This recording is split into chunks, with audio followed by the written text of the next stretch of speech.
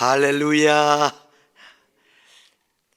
우리가 어떤 상황에서도 하나님을 믿고 섬긴다고 우리가 늘 고백했지만은 환경적으로 좀 제약을 받고 어려움을 겪으면서 우리는 다시 한번 나의 그 결단과 그 고백이 여전히 유효한가 한번 생각해 보게 되는 그러한 시즌입니다.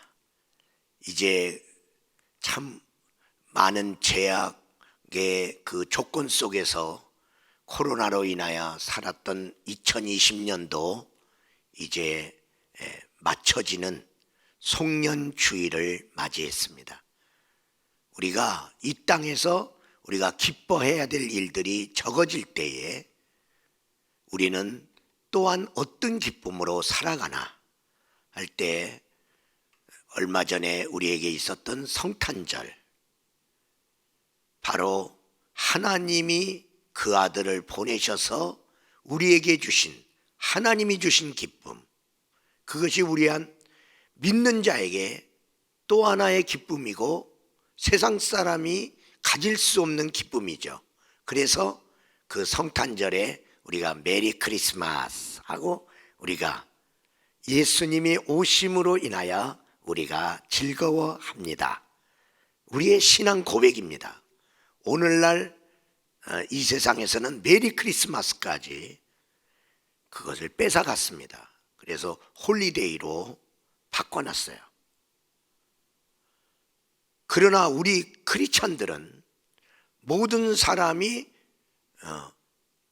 쉬는 날이 아니고 우리는 예수님이 오셔서 기뻐하는 날, 메리 크리스마스의 날인 것입니다. 성탄절을 통해서 하나님이 우리에게 내가 아직도 너를 사랑하고 너희와 함께 있다는 그 놀라운 그 약속의 복음을 우리가 생각하면서 오늘 주님이 주신 기쁨으로 좀 늦은 감이 있지만은 오늘 성년주일날 우리 옆에 분하고 한번 인사드립시다. 메리 크리스마스. 예, 메리 크리스마스. 예, 지금 영상으로 지금 예배 자리에 못 왔지만은 그 자리도 예배 자리로 여기고 함께 예배 드리는 모든 우리 비대면 가운데 예배 드리는 모든 성도님들도 사랑하고 축복하며 메리 크리스마스의 말씀으로 인사를 대신하면서 오늘 저는 12월 달에 우리에게 주신 스바냐, 학개, 말라기, 그 중에 오늘 말라기서를 통해서 나의 말라기, 미래의 일기를 쓰라는 제목으로 말라기서를 통해서 구약의 마지막 책이며 구약의 마지막 선지자가 마지막으로 증언하면서 써놓은 글처럼 나의 인생의 마지막에 쓰는 말라기에 나는 뭐라고 쓸 것인가? 그 마지막 날에 나의 말라기에는 어떠한 신앙의 증언을 할 것인가를 생각하면서 우리가 말라기서의 말씀 속으로 들어가 보고자 합니다. 저는요, 오늘 2020년 끝나는 송년주일을 맞이해서 끝에 대한 생각을 좀 해봅니다. 생각해 볼 때 저는 끝이 있는 게 좋습니다. 끝이 좋을 수 있는 이유는 첫째로 뭔가를 시작했다면 성취하여 끝낼 수 있다는 것은 기쁜 일이다 이 말이죠. 뭐를 했는데 용두삼위격으로 끝남이 없다면 성취되지 않은 것이죠. 그런 것은 우리가 기뻐할 수가 없어요. 그리고 끝이 좋은 이유는 두 번째로 너무 힘든 인생살이가 끝나는 경우에 끝이 좋죠. 코로나19의 이 환경도 끝날지어다. 세 번째로는 뭔가 끝나야 또한 새로운 시작이 할 수 있기 때문에 저는 새로운 시작을 할 수 있도록 해주는 끝이 좋습니다. 이 세상 사람은 죽음을 두려워합니다. 그래서 어떻게 하든지 안 죽으려고 합니다. 왜냐하면 그들의 죽음은 정말 끝이라고 생각하기 때문에 그렇습니다. 근데 우리 크리스찬은 우리 인생의 끝 죽음이 바로 내가 믿는 예수 그리스도로 말미암아 새로운 영생의 삶이 시작되는 날이기 때문에, 천국에서의 첫날이 되기 때문에 우리는 죽는 것도 감사하고 받아들일 수가 있는 것입니다. 예수 믿으면서 인생이 끝나는 걸 두려워하고 있다면 자기의 믿음을 점검할 필요가 있습니다. 네 번째로는 끝내준다는 말이 있죠. 엑셀런트. 나 최고다. 지금 내가 세상 말로 내 기분 째진다. 끝내준다. 여러분, 우리는 끝내줘야 됩니다.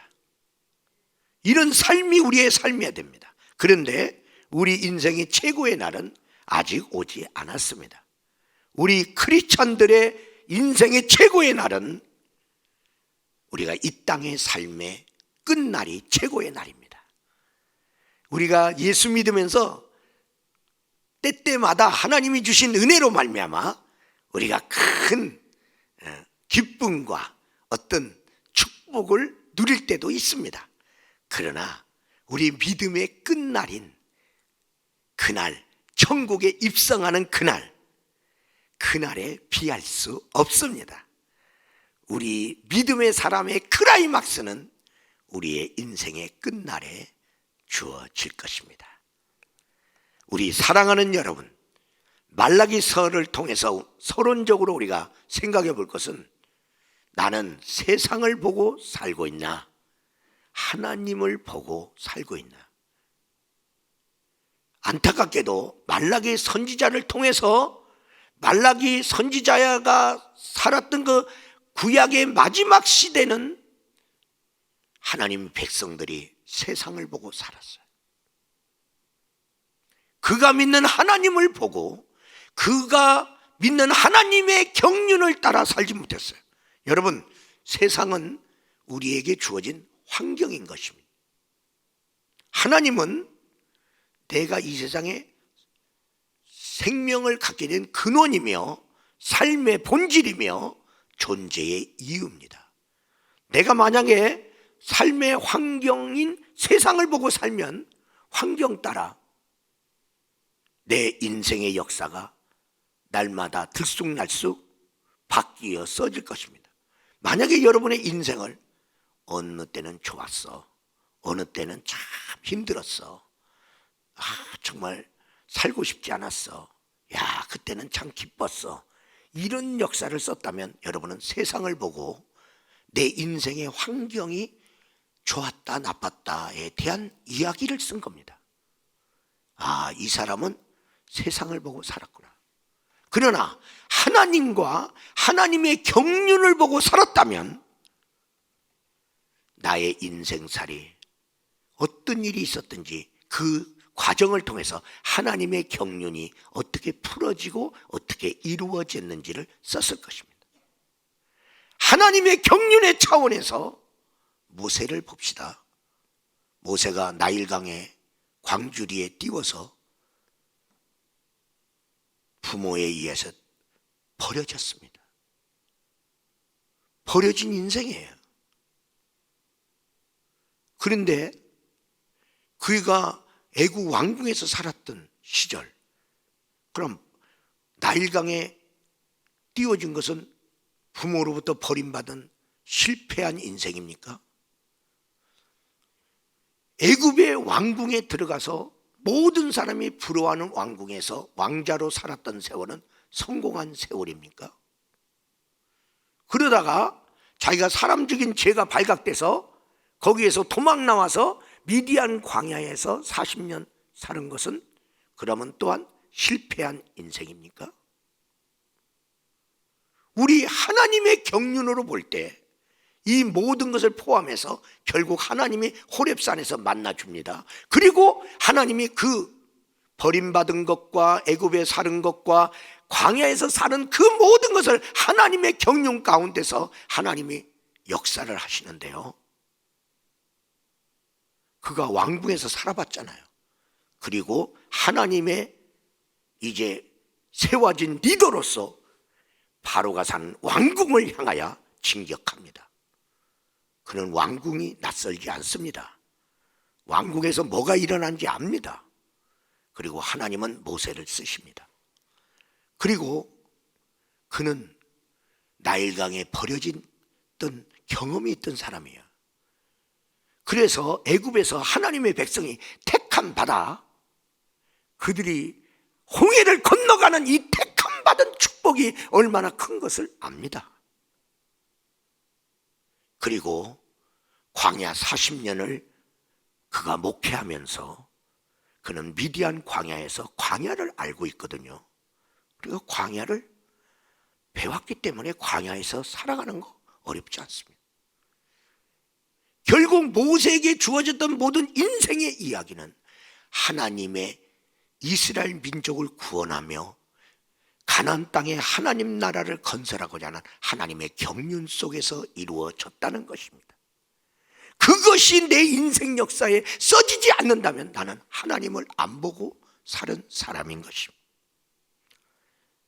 오늘 구약의 마지막 선지자인 말라기는 말라기서를 통해서 이런 말씀들을 깨우쳐주면서 경성하라고 말하고 있습니다. 오늘 한 해의 마지막 주일날 나도 내 인생의 말라기, 내가 지금 끝나는 건 아니잖아요. 그러니까 미래의 일기 말라기를 오늘날 써놓고 내 인생이 마지막 될 때에 내가 이전에 썼던 내 인생의 말라기를 한번 떠들어 보시면 내가 써놓은 대로 내 인생이 마감하고 있나 아니면 다르게 마감하고 있나 살펴볼 수가 있습니다.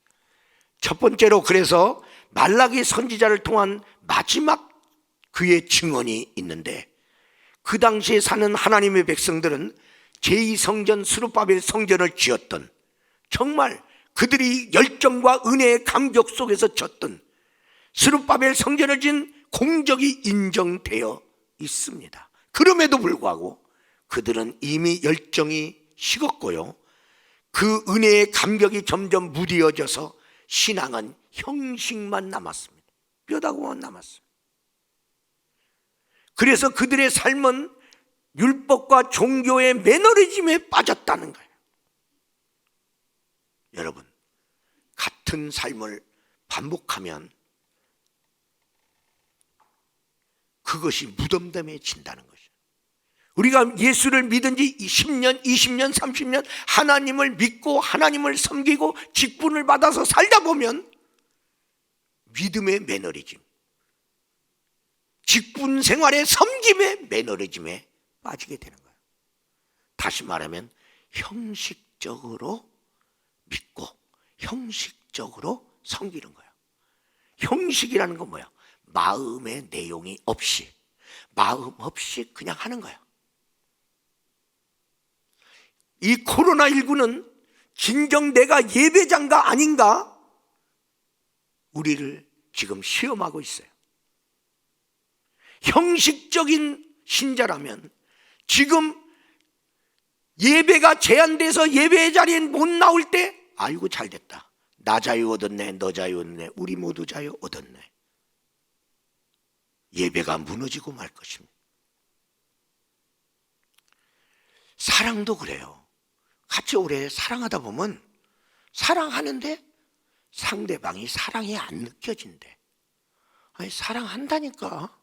근데 상대방은 안 느껴지는 거예요. 오늘 이스라엘 백성들이 지금 이 형식에 빠졌고 이 회의에 빠졌어요. 오늘 말라기 1장 2절을 보세요. 1장 2절을 보니까 뭐라고 써있냐? 하나님이 어떻게 우리를 사랑하시나이까? 언제 어떻게 우리를 사랑하셨나이까? 하나님은 우리를 사랑한다고 하는데 언제 어떻게 사랑하셨어요? 우리는 잘 모르겠는데요. 매너리즘에 빠져 있는 거예요. 그리고 더 나가서 제사장들이 제사를 지내는 하나님의 사람인데도 불구하고, 하나님, 내가 계속 제사장으로 내가 지금 직분 생활을 하고 있는데 내가 언제 하나님을 멸시하였나이까? 멸시하는 제사장 삶을 살아가면서도 내가 언제 했죠? 이러고 있는 거예요.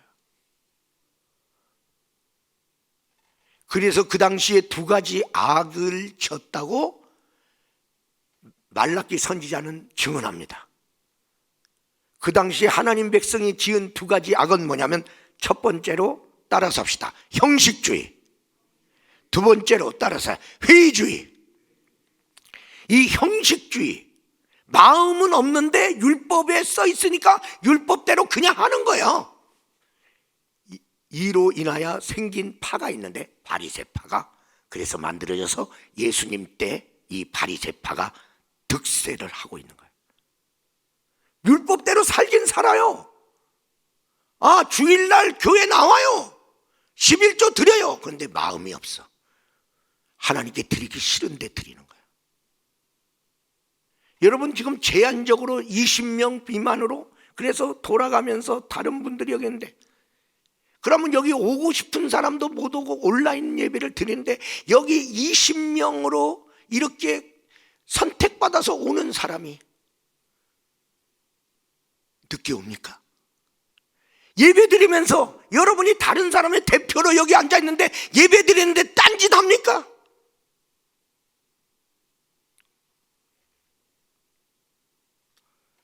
형식주의. 그냥 하기는 했는데 마음에 없어. 그걸 하나님이 알았어. 마음에 없이 하는구나. 두 번째, 회의주의. 하나님은 여전히 이들을 사랑해요. 그래서 이들이 잘못되게 살고 있음에도 불구하고 말라기 선지자까지 보내. 하나님이 자기 백성을 통해서 말씀한다는 것은 그들을 사랑하기 때문에 말해요. 이 세상 민족 중에 하나님이 만나서 말씀해 주신 민족이 어디 있느냐? 너희들과 함께 있겠다고 약속한 민족이 어디 있느냐?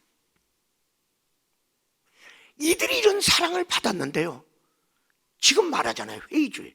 하나님이 정말 우리 사랑하나? 하나님이 이렇게 사랑하는데 우리는 맨날 속국으로 사나?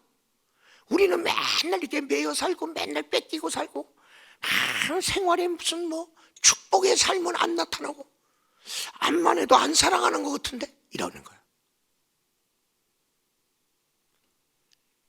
여러분, 부활이 있어요. 하나님은 죽어도 살겠고, 아브라함은 어떤 믿음을 가져서 없는 것을 있는 것 같이 부르시고, 죽은 자를 살리시는 하나님으로, 그렇게 기적의 하나님으로 믿었다. 그 믿음을 의로 여겼다 그랬는데, 이들은 과연 죽어도 사나? 이러는 거야. 그리고 또 죽으면 천국 정말 있나? 정말 하나님의 율법대로 지금 살아요? 율법대로 살면 정말 복이 오나? 다 의심해. 이 회의주의가 사두개파를 납니다. 사두개파는 하나님의 약속을 의심하는 거예요. 그래서 신약에 와서 보면 부활을 믿지 않는 바리새인, 이렇게 써 있는 거예요. 저 사두개인. 이 형식주의와 이 회의주의가 예수님이 오실 때 막 바리새파로 득실거리고 있고 사두개파로 득실거리고, 그러니까 하나님의 교회 안에 하나님의 백성이 바리새 같은 신자와 사두개인 같은 신자만 득실하는 거예요. 그게 우리 하나님이 얼마나 속 터지겠어. 나는 내 인생의 말라기에 마지막 증언을 무엇으로 남기겠습니까? 어느 날 여러분이 인생을 다 살고 마지막이 되었을 때, 하나님 감사합니다. 내가 지금까지 살아온 것은 하나님의 은혜였습니다. 나 같은 죄인도 그래도 버리지 않고 지금까지 사랑해 주셔서 감사합니다. 감사로 끝날란지, 그 사랑에 대한 고백을 하면서 끝날란지. 다윗의 마지막 증언을 들어보십시오. 시편 23편 6절에 내 평생에 선하심과 인자하심이 정녕 나를 따르리니 내가 여호와의 집에 영원히 살리로다. 다윗은 마지막을 증언합니다. 내 평생에 하나님의 선하심과 인자하심이 나를 따라다녔다. 나의 마지막 증언은 뭐가 될 것인가? 두 번째로, 왕 같은 제사장의 직무를 다하며 살아왔는가? 성경에는 신약에 오면 너희는 하나님의 택한 족속이요 왕 같은 제사장이라. 우리는 다 하나님의 예배의 리더로 하나님 부름을 받았어요. 근데 말라기 1장 6절에 보니까 거기 제사장들의 죄가 나오는데, 내 이름을 멸시하는 제사장들아, 평신도가 아니에요. 야, 종이 주인을 공경하는 게 마땅하고 아들이 아버지를 공경하는 게 마땅하고, 그리고 주인을 두려워함이 마땅한데 너희들은 나를 공경 안 하면서 예배드려. 너희들은 나를, 하나님은 여기 계셔, 내 예배를 받고 계셔, 이런 경외감, 두려움도 없이 예배드려. 그러면서 예배를 무시하고 멸시하고, 이런 게 너희는 아무렇게나 눈먼 것과 병든 것과 더러운 것을 가지고 오는도다. 그게 날 멸시하는 거 아니냐? 최고의 하나님, 만왕의 왕 하나님을 예배드리는데 이렇게 시시겁절하게 예배를 드리냐? 너 이방에 가봐. 귀신들을 이방 사람들이 어떻게 섬기는 거 봐. 목욕 재배하고 드려. 그들 뭐가 조금 부족하면 정성이 부족하다, 정성이 부족하다. 귀신도 안 받아. 그런데 참 신되시고 최고의 신되시는 유일무이한 하나님을 섬기는데 너 예배 섬김을 그렇게 하냐? 지금 제사장들을 통렬하게, 영적인 리더, 딴 사람도 아니잖아. 목회 지도자요, 평신도 지도자잖아. 그러면 너희들이 예배를 우습게 여기면 딴 사람들이 어떻게 하겠냐? 그러면 제사장의 직무는 두 가지.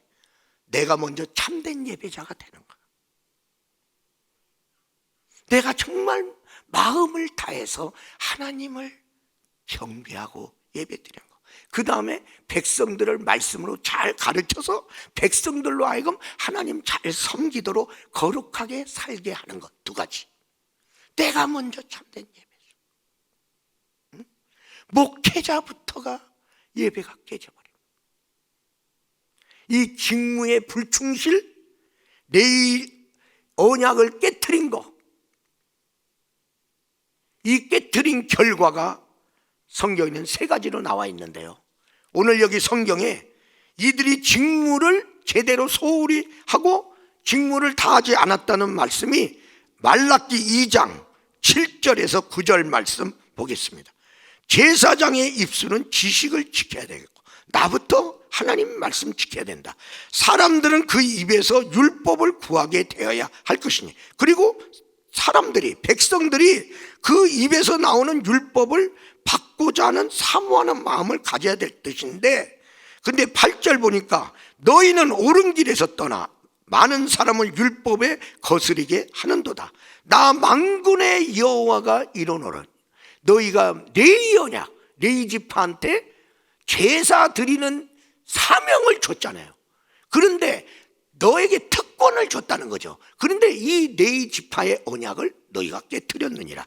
그러므로 9절, 너희가 내 길을 지키지 아니하고 율법을 행할 때에 사람에게 치우치게 하였으므로 나도 너희로 하여금 모든 백성 앞에서 멸시와 천대를 당하게 하였느니라.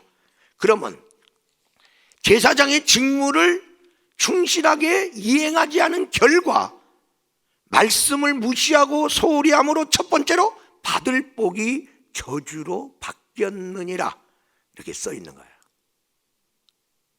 하나님 섬김으로 받아야 될 복이 저주로 바뀌었다는 거예요. 두 번째, 백성들에게 너는 멸시와 천대를 받을 것이니라. 여러분, 여기 서 있는 목사부터도 옛날을 추억합니다. 목회자, 주의 종, 하나님의 사자, 그림자도 밟으면 안 되는, 어떤 분은 목사님이 결혼했다는 걸 알고 시험 들었다 할 정도로 목사님은 깨끗해서 결혼도 안 하는 줄 알아. 목사님이 말하는 것을 거역하면 천벌받을 줄로 알아. 하나님처럼 여겼어요. 그렇게 목회자들을 존중했어요. 그리고 장로님, 우리 교회 장로님이 계신 교회에 성도들은 막 으쓱으쓱했어요. 우리 교회 장로님이 계신, 우리 교회 장로님. 목회자의 존경이 땅에 떨어졌어요. 요즘 목회자 누가 존경해? 어떤 데는 앞에서 목사님 사랑합니다, 존경합니다 할런지는 몰라. 근데 마음에서는, 지금 사회적으로 데이터에서도 나와요. 목회자가 존경받는 위치가 아니라는 거. 그러면 장로님들은 왜 이렇게 됐느냐? 주님은 말합니다. 너희들이 나를 멸시하였느니라. 하나님을 제대로 안 섬겼더니 백성들한테 멸시 천대를 받게 되었다. 세 번째로, 직무를 충실하지 않은 결과 하나님도 그들의 섬김을 받지 아니하리라. 내가 더 이상 너희들의 헛된 예배를 내가 받기를 원하지 않노라. 다시 말하면 섬김의 특권을 뺏어갑니다. 야, 더 이상 나 섬기지 마. 야, 너 나 예배 드리지 마. 네가 예배 드리는 거 나 싫어. 네가 마음에 없는 예배 드리는 거 내가 알잖아. 네 예배를 내가 받으면 내가 힘들어. 너도 힘들잖아. 그냥 피차에 힘드니까 드리지 마. 섬김의 특권을 가져갔어요. 코로나19가 우리를 예배 못 드리게 만들고 있어요. 그러나 이것만 생각하면 안 돼. 우리가 예배가 자유로울 때 나는 마음에서 하나님을 사모하면서 예배 자리에 나왔던가, 나오기 싫은데 나오고, 억지로 나오고, 핑계대서 안 나오고, 나 그런 예배 싫어. 예배를 그냥 닫아버리는 거예요. 그러므로 이때에 우리가 온라인으로 예배 자리에 못 오더라도 나는 그래도 예배자로 살아남겠습니다. 그래야 이것이 풀어지는 역사가 일어나는.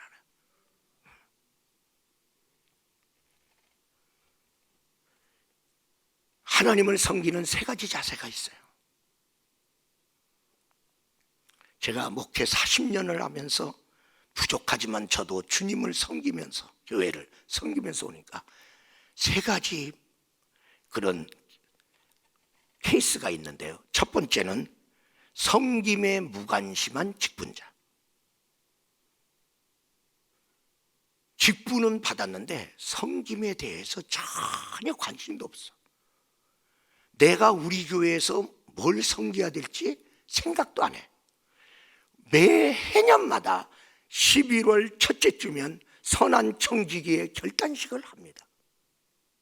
나도 청지기입니다. 나도 청지기로 살겠습니다. 쓰는데요, 평신도가 아니라 직분자인데 안 써. 섬길 게 없대. 섬김에 무관심한 직분자가 70-80%. 두 번째, 자기 재능으로 자기가 좋아하는 것으로 섬기는 직분자 이게 20, 30%.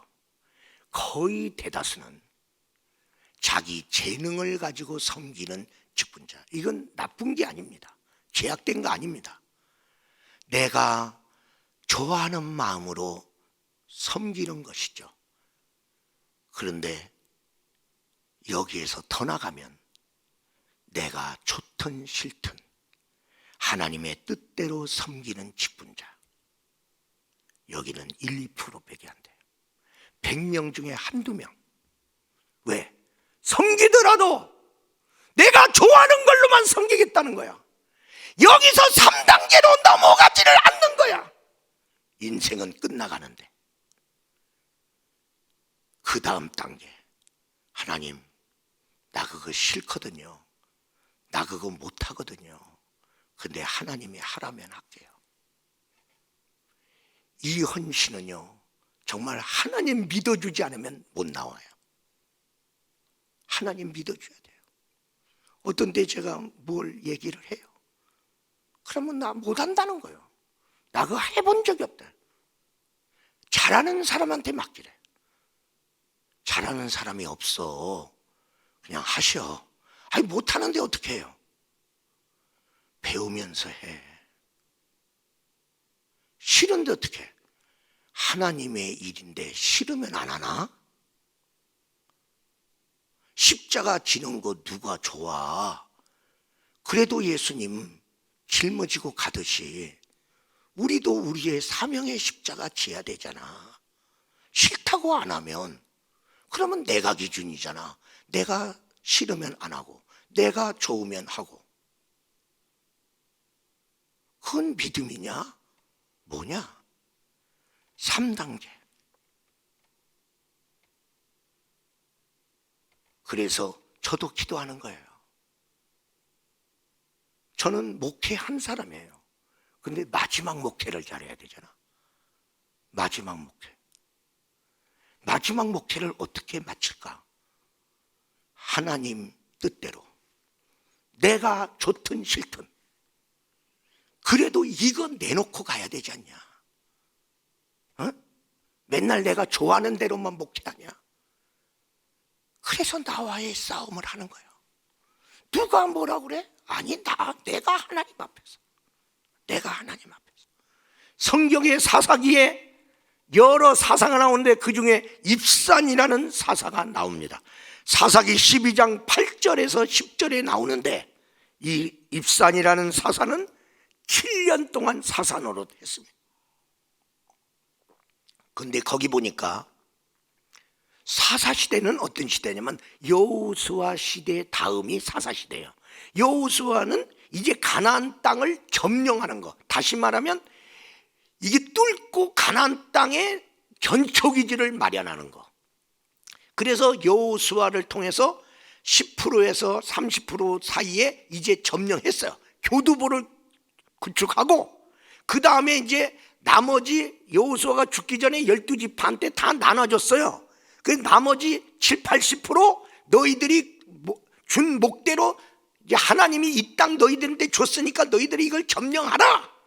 그러면 사사 시대가 왔잖아. 그러면 사사는 싸워야 돼. 미디안 군대와 싸우든 블레셋 군대와 싸우든 하나님의 이름으로 싸워서 이스라엘 지경을 넓혀갖고 그래서 하나님이 어떻게 승리하셨다. 그리고 그런 가운데 우리가 하나님의 은혜로 얼마나 하나님의 약속의 축복의 땅이 넓어졌다. 이런 이야기가 써 있어야 되는데 이 입사는 하나도 그렇게 써 있잖아. 사사 7년을 했는데 그가 누구하고 싸웠다는 얘기도 없어.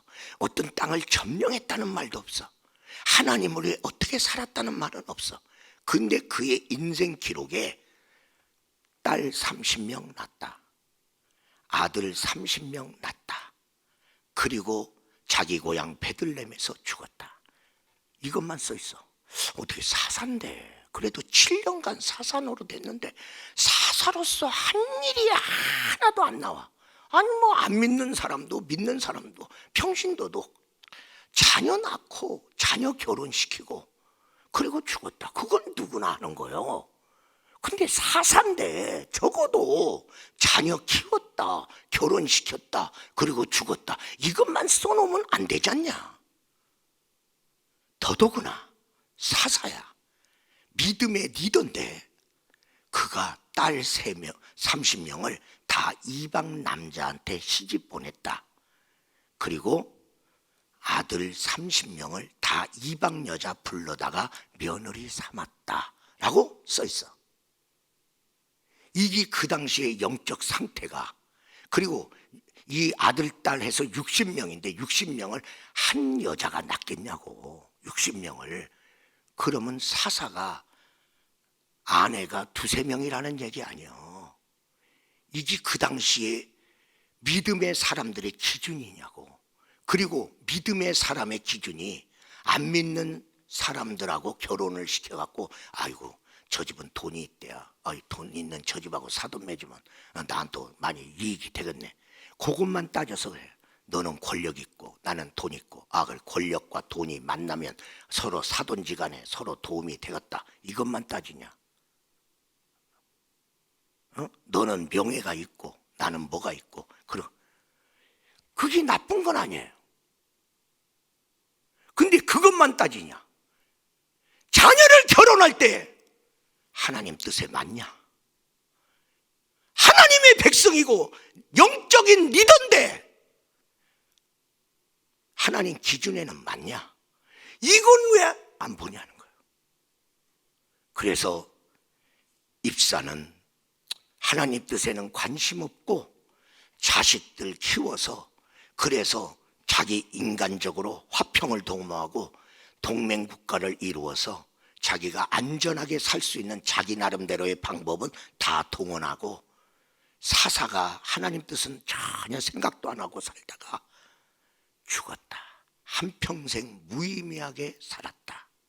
어떤 사람은 똑똑하게 살았는데 하나님의 일은 안 한 사람이 많아. 왜? 똑똑해갖고 하나님 일 피해갈 거 다 피해가고 핑계댈 거 다 핑계대고 계산할 거 다 계산하다 보니까 그렇게 살아서 인생의 말년에 나의 말라기서에는 뭐라고 써놓으려고 그래요? 큰 후회가 되는 무의미한 삶이 되고 마는 것이에요. 세 번째로 신구약의 바톤 역할을 해야 된다. 지금 말라기 선지자는 구약의 마지막 선지자야. 마지막으로 끝나는 것만 아니라 말라기서 1장과 2장은 말라기 선지자가 나타났던 그 구약의 마지막 시대에 타락한 그리고 무기력한 그리고 매너리즘에 빠진 형식주의, 회의주의의 성도들의 생활을 보여줄 뿐 아니라 3, 4절에는 주님이 오시리라, 메시아가 오리라. 여기를 보면 절망해요. 그런데도 하나님의 아들이 오므로 이 절망적인 이 상황을 희망으로 하나님의 귀한 역사를, 그래서 예수님 오신다는 소식으로 마지막 선지자는 말씀을 마치면서 뭐라고 그래요? 너희는 돌이켜라. 아비는 아비의 마음을 돌이키고 자녀는 자녀의 마음 돌이켜라. 돌이키지 아니하면 저주를 받을까 하노라. 돌이키라고. 주님 오신다. 주님 오신다. 돌이켜라. 돌이켜라. 주님 오신다. 네 마음을 어디다 뒀냐? 지금 마음이 없다는 것은 형식주의에 흘렀다는 거예요. 마음 없는 것, 마음 찾아와라. 지킬 수 있는 것보다 내 마음을 지켜라 갖고 왔어요. 그래서 옛 세대와 새로운 세대와의 바톤 터치를 해줘라. 우리는 우리의 인생만 살면 안 돼요. 새롭게 오는 시대의 사람들에게 내 삶에서 주어진 믿음을 연결해 줘야 돼요. 이 사명을 물려줘야 돼요. 이 하나님이 주신 축복을 물려줘야 돼요. 제2성전 스룹바벨 성전을 진 것처럼 우리들도 이천 땅에서 이 정도의 성전을 짓는다는 것은 우리가 얼마나 헌신하고 수고한 증거예요. 그런데 이 수고하고 헌신한 이 가운데 이 교회를 우리가 다 더럽혔대. 이 교회를 다 텅텅 비우게 만들고 무너지게 만들었대. 그래 놓고 다음 세대한테 야, 더러운 거 니들이 치워. 그리고 부흥한 데서 쪼그라진 거 너희들이 채워. 그거 물려줘야 돼요. 지금 세계적으로나 나라적으로나 두 가지의 위기에 있습니다. 환경의 위기. 환경의 위기는 뭐냐? 앞에서 살았던 세대가 삶의 터전인 이 지구라는 환경을 마구잡이로 개발해갖고 마구잡이로 막 다 써버렸어. 그리고 이 땅은 오염됐고 쓰레기더미로 가득 찼습니다. 그리고 이 삶의 환경을 미래 세대한테 주면서 니들이 쓰레기 치워. 아니, 앞에 있는 사람이 이 환경 다 망가뜨려 놓고 우리의 자녀들로 하여금 잘 살으래. 아니, 이런 환경 주면서 잘 살으래. 여러분, 지금 우리나라에 재정 위기가 왔습니다. 우리나라 한참 복 받았습니다. 그래서 우리나라가 엄청나게 국가의 국력이 커졌습니다. 그런데 지금 다 빼먹고 있는 거예요, 우리가. 재난지원금 1차, 재난지원금 2차, 3차 다 빼먹어. 그러면 미래 세대가 어려움 오면 그들이 쓸 돈은 어디 있어?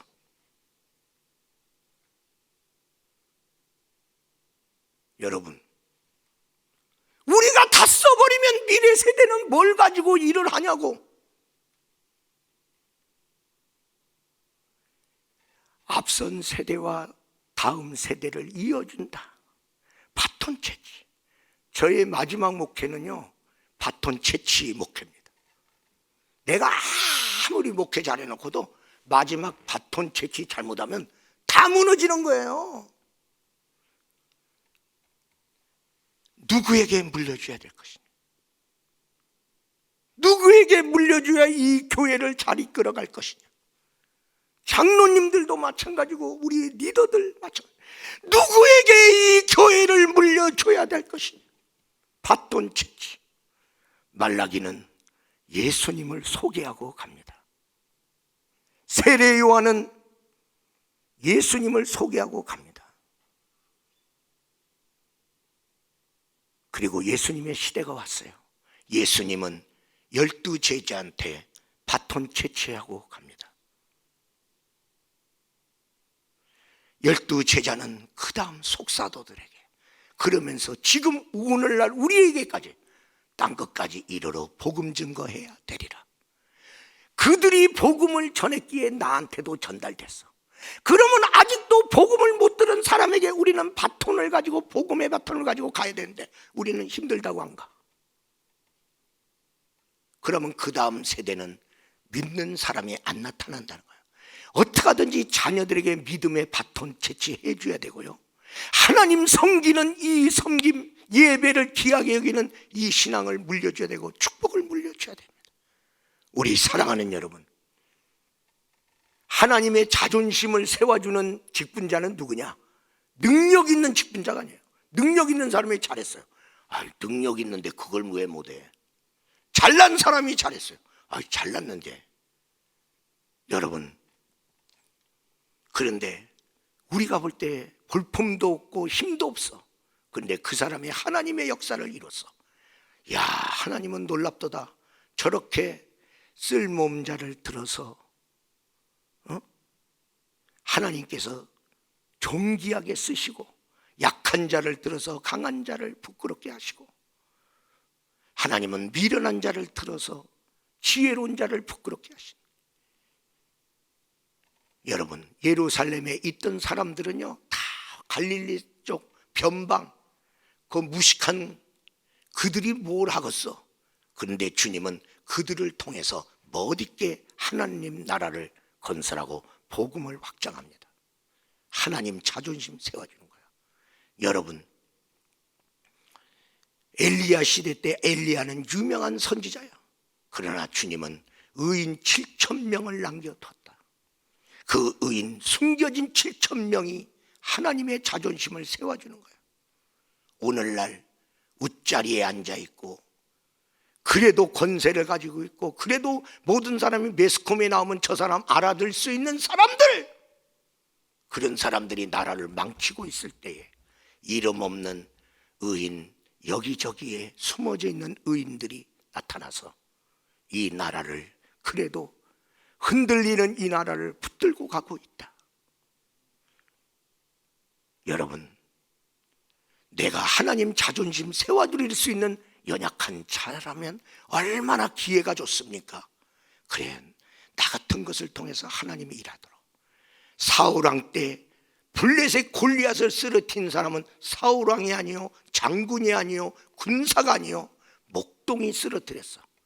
하나님 얼마나 못 있어? 아니, 어떻게 목동이 골리앗을 이겼대? 이게 하나님의 자존심이야.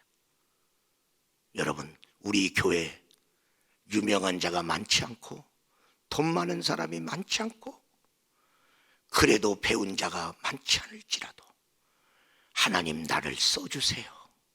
드려지면 하나님의 자존심이 세워지는 놀라운 역사가 일어날 것입니다. 반드시 우리가 물려줘야 될 바톤을 자손, 자녀 세대에 물려주기를 주의 이름으로 부탁드리며 결론적으로 말씀드립니다. 우리도 세례요한처럼, 말라기처럼 다시 오실 예수님을 준비하며 나의 삶을 점검하여 준비하며 살아가는 저와 여러분이 되시기를 주의 이름으로 축원합니다.